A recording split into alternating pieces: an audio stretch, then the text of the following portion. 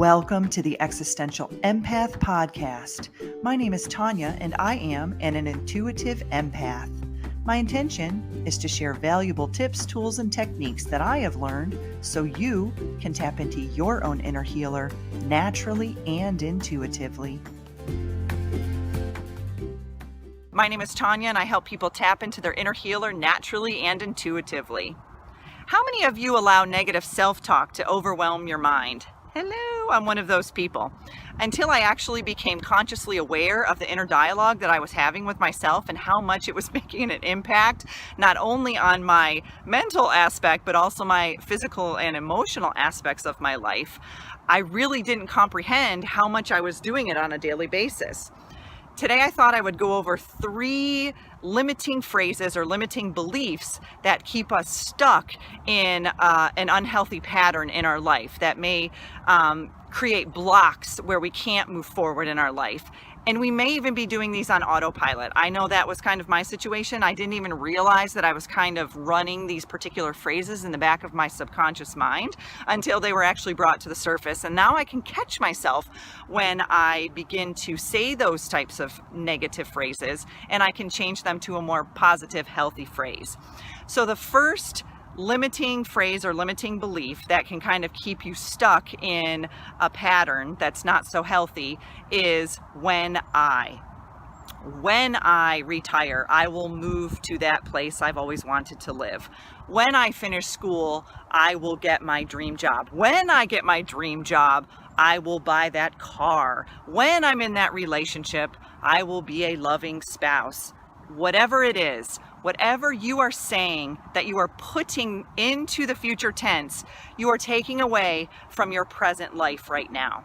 So if you want to live in a beautiful environment and you are unhappy with where you're at right now, then do it. Do it. Don't put it off. I came from a background working in healthcare in a trauma type environment, and I would see people losing their lives on a regular basis. And I can definitely say that we don't know what tomorrow holds. So if you are continually saying, when I do this, or when this happens, I will be happy, then you are completely taking away everything that this life that you're living is even for, right?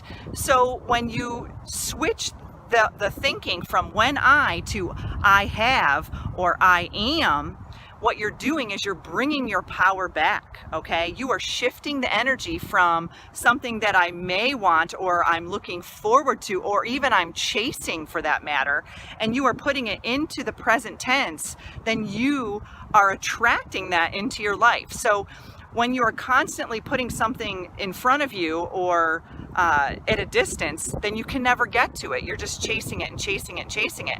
But when you say, I am abundant, I have these things in my life, then what you are doing is you are creating the reality around that and you are shifting that energy. So when I first learned that concept, it really changed a lot because I was always saying, when I have this, I will be this. And for me, it was happiness. When I move to this state, I will be happy. Instead of saying, I am moving to this state, I am going to live in this state, and I am happy. So it's like just shifting that just a little bit and changing that negative thought pattern that you're kind of running in the back of your mind that you don't necessarily even know that you're doing can really change the reality that you're living in.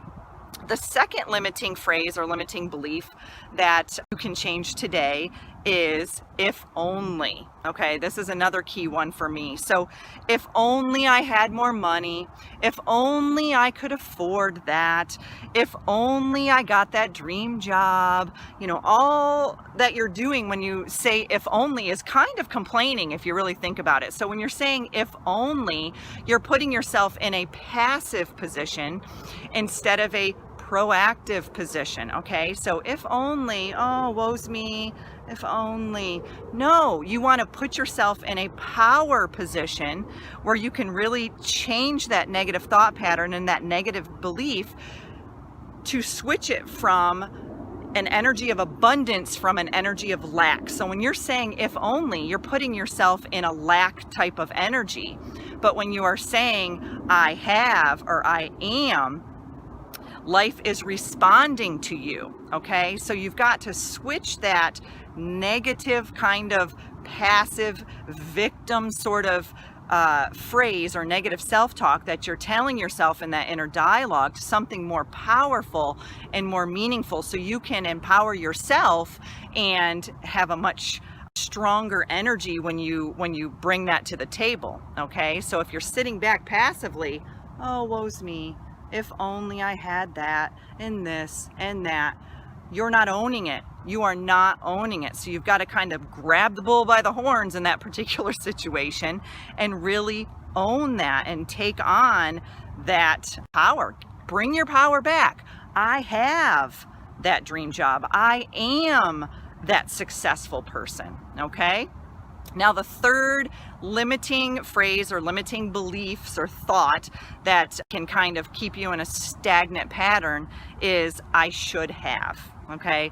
This was a key one for me. So I should have known not to make that mistake, or I should have known not to be in a relationship with that person, or I should have known not to take that job.